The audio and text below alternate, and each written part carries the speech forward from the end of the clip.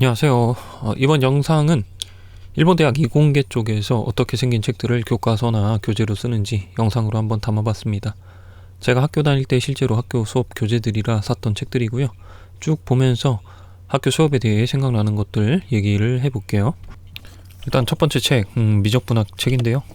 보통 이공계 쪽은 1학년 들어가면은 1학기, 2학기 걸쳐서 미적분학하고 선형대수 이렇게 두 개 과목을 수학 기초로 하죠.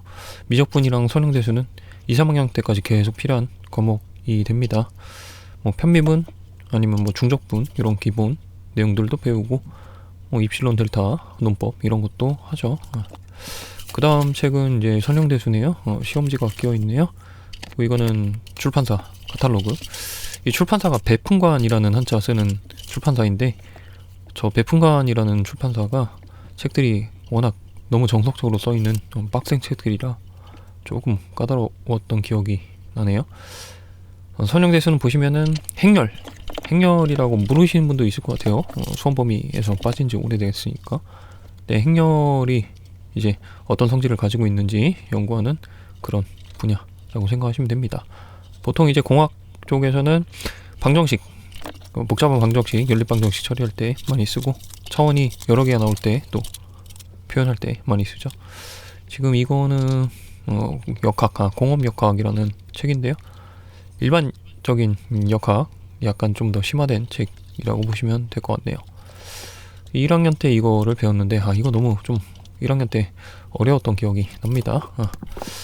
요거는 같은 공업역학 책인데 또 다른 책이네요.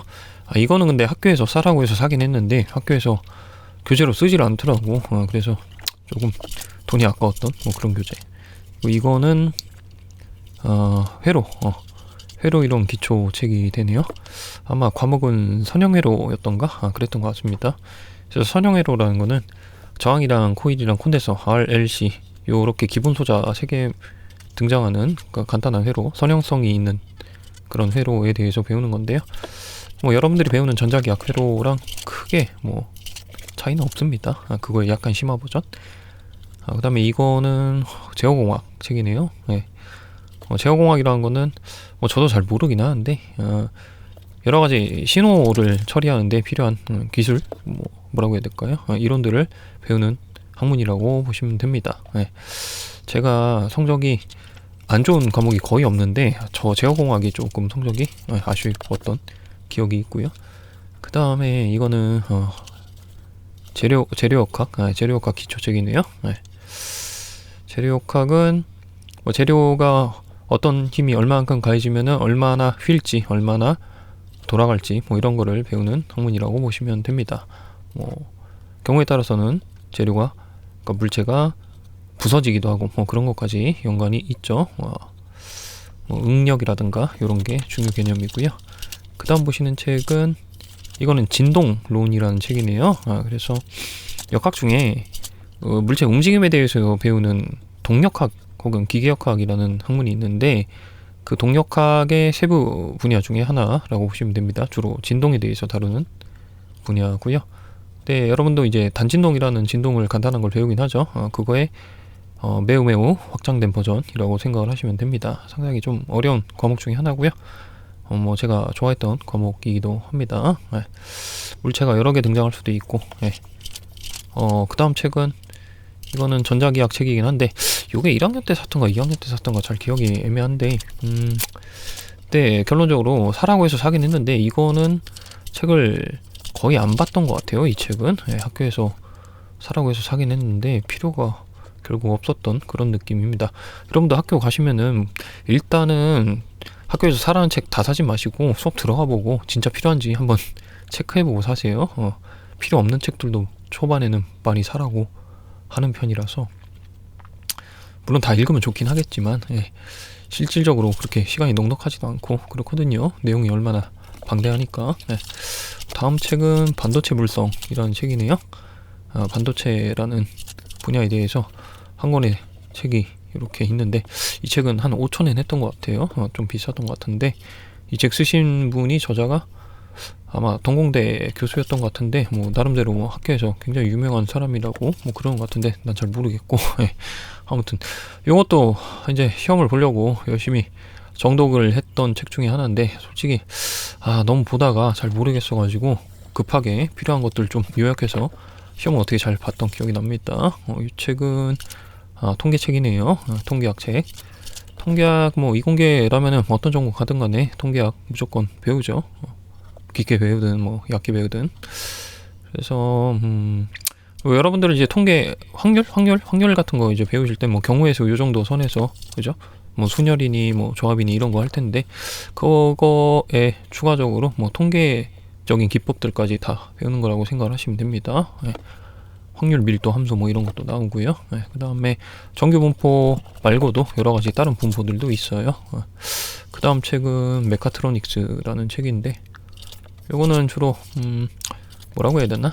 움직이는 물체 만드는 데 필요한 기술들이 요약되어 있는 책이 되겠네요. 뭐 주로 로봇 뭐 이런 거 생각하시면 될 것 같고, 그래서 책 보시면 모터라든지 뭐 베어링이라든지 회로를 어떻게 구성하면 될까 뭐 저항도 나오고 있고요. 전자부품 기본 소자들 나오고 있고 회로 그림들도 좀 그려져 있고 그죠? 그래서 어떻게 신호를 보내면은 물체가 잘 움직일까 뭐 그런 게 써 있는 그런 책이네요. 그 다음에 재료 강도학이라는 책인데 이 책은 아마 3학년 때 배웠던 걸로 기억을 합니다. 2학년 수준이 전혀 아니었으니까 이게. 근데 이 책은 이게 되게 어려웠던 책으로 기억을 하거든요. 그래서 시험 기간에 벼락치기를 했었는데 읽다가 도저히 모르겠어가지고 이 책도 이제 중요한 부분 위주로 다시 발췌해서 겨우겨우 약간 자포자기한 심정으로 시험 들어갔는데 생각보다 시험은 쉬웠다. 그리고 다음 책은 탄소성 역학이라는 책이네요. 탄성이라는 성질이랑 소성이라는 성질이 있는데 탄성은 뭔지 아시죠? 용솔 생각하시면 되는 거잖아. 물체가 변이가 생겨도 다시 원래의 변이로 돌아가려고 하는 성질, 그걸 우리가 탄성이라고 하는데 용철 생각을 해보시면은 조금 늘렸을 때는 원래 손 떼면 다시 돌아가긴 하죠, 원래대로. 근데 많이 늘리면 어떻게 됩니까? 용철이 늘어난 채 다시 안 돌아가게 되죠. 다시 안 돌아가게 됐을 때는 이제 소성이라고 부르는 성질 영역으로 들어가게 됩니다. 이 정도가 학교에서 쓰는 교과서 느낌의 책들이라고 보시면 되고요. 학교 중간 기말 시험 준비는 교과서만으로 하지는 않죠. 아마 교과서를 아예 안 보는 사람들도 꽤 되지 않나 싶어요. 여러분들 시험 공부할 때도 그렇잖아요. 특히 대학 교과서들은 시험 문제 대비하라고 만들어 놓은 책이 애초에 아니에요. 그죠? 그래서 대학생들 시험 대비용 참고서들도 몇 가지가 있어요. 이런 책들은 이제 당연히 깊이는 별로 없는 책들이고 정석적인 설명보다는 시험 기술적인 내용이 주를 이루고요. 이런 문제는 뭐 이렇게 푼다, 이렇게 패턴화가 정리되어 있는 책들이 있습니다. 그런 책들도 영상으로 좀 담아봤어요. 보시면은 이 두 개의 책 제목 자체가 단위를 딸 수 있는 어쩌고 이런 식으로 되어 있거든요. 그래서 이 책은 제목 그대로 학교 시험을 잘 보려면은 이렇게 풀면 된다, 이런 내용들이 쭉 정리되어 있는 책이라고 보시면 됩니다. 편집 상태도 그렇죠. 그 다음에 이 책 시리즈는 이제 마세마 시리즈라고 해서 주로 뭐 수학이나 물리 쪽 과목들이 정리가 잘 되어 있는데 책 편집 상태를 보시면은 거의 차트식 시리즈 보는 느낌이 들죠. 그죠? 이 정도면 여러분들 보는 참고서랑 편집은 거의 비슷하게 들어가 있는 그런 책입니다. 실제 학교 수업들은 교재 없는 경우도 많고요. 프린트나 PPT로 나가는 경우도 있고 아무것도 없이 필기로만 나가는 경우도 많아요. 자료도 없는데 수업도 어려우면 시험 대비용 참고서를 본다든지 아니면 저 같은 경우는 따로 두꺼운 원서 사다가 혼자 본 것들도 꽤 됩니다. 아무쪼록 이번 영상 재밌게 보셨기를 바라고 지금 시점이면 진학 결정된 학생들도 있겠고 한참 일본 왔다 갔다 하면서 본고사 중인 학생들도 있겠죠. 어쨌거나 제 영상 보시는 분들은 이공계 진학하실 테니까 학교마다 교수마다 수업마다 다 보는 책이나 자료들 제각각이겠지만 잘 헤쳐나가셔서 요령껏 살아남으시길 바랍니다. 배우는 것들이 분명히 어려울 수도 있지만 그래도 성실히 하면 졸업까지는 큰 지장이 없을 거예요.